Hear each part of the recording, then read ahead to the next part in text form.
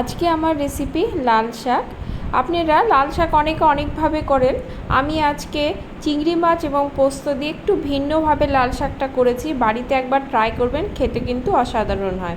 নমস্কার বন্ধুরা, tasty dishes by Ruma চ্যানেলে আপনাদের সকলকে স্বাগত জানাই। লাল শাক করার জন্য লাল শাকগুলো বেছে ভালো করে ধুয়ে বানিয়ে নিয়েছি। এবার কড়াতে দিয়ে দেব সর্ষের তেল। তেলটা গরম হলে চিংড়ি মাছগুলো আমি ভেজে নেব। চিংড়ি মাছগুলো ভাজার আগে আমি অল্প নুন এবং হলুদ দিয়ে মেখে রেখেছিলাম। চিংড়ি মাছ দিয়ে কিন্তু খুব একটা ভাজা যাবে না, এতে চিংড়ি মাছ শক্ত হয়ে যায়, খেতে কিন্তু ভালো লাগে না। চিংড়ি মাছগুলো তুলে নিয়ে ওই তেলেই আমি ফোড়নে দেব কালো জিরে, 3 থেকে 4টে কাঁচা লঙ্কা, রসুন থেতো করে দেব, আর দেব পেঁয়াজ। পেঁয়াজ কুচিটা দিয়ে একটু ভালো করে নেড়ে নেব। পেঁয়াজটা খুব একটা ভাজার দরকার নেই, মজে আসা পর্যন্তই কিন্তু পেঁয়াজটা ভাজতে হবে। পেঁয়াজটা কিন্তু দেখুন আমার বেশ মজে এসেছে। এবার আমি এর মধ্যে লাল শাকটা দিয়ে দেব। লাল শাকটা দিয়ে একটু নেড়ে নেব, উপর নিচ করে নেব। উপর নিচ করে আমি এর মধ্যে দিয়ে দেব হলুদ, আর দেব স্বাদ অনুসারে নুন। ভেজে রাখা চিংড়ি মাছটাও কিন্তু আমি এবার দিয়ে দেব, দিয়ে আবারও ভালো করে শাকটা আমি মিশিয়ে নেব।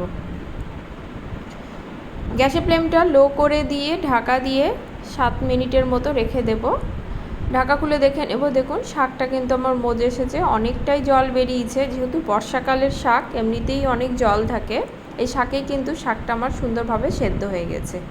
স্বাদের জন্য অল্প পরিমাণে চিনি দেব, এটা অপশনাল, আপনারা পছন্দ না করলে নাও দিতে পারেন। এবার আমি শাকটাকে আরও মিনিট 3 মতো ভেজে নেব। শাকের জলটা কিন্তু অনেকটাই কমে গেছে। এবার শাকটা মাঝখানটা ফাঁকা করে এর মধ্যে অল্প একটু সাদা তেল দেব, আর দিয়ে দেব 1 চামচের মতো পোস্ত। পোস্তটা দিয়ে একটু ভেজে নেব, ভেজে নিয়ে শাকের সঙ্গে ভালো করে মিশিয়ে নেব। শাকটা শুকনো হয়ে আসা পর্যন্ত কিন্তু আমাকে শাকটা ভাজতে হবে।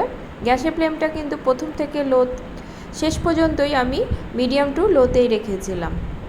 আজকে আমার এই শাকের রেসিপিটি যদি আপনাদের ভালো লাগে, লাইক কমেন্ট করবেন এবং সাবস্ক্রাইব করে পাশে থাকবেন, এই অনুরোধ রাখছি। রেসিপিটি ভালো লাগলে বাড়িতে তৈরি করার অনুরোধ রইল। শাকটা কিন্তু বেশ শুকিয়ে এসেছে। এবার আমি শাকটা পাত্রে তুলে নেব। দেখুন কতটা সুন্দর হয়েছে, বাড়িতে একবার করে খেয়ে দেখবেন, এর স্বাদ কিন্তু মুখে লেগে থাকবে। আজ তাহলে এই পর্যন্তই, আবার দেখা হবে অন্য কোনো রেসিপি নিয়ে। সকলে ভালো থাকবেন, ধন্যবাদ।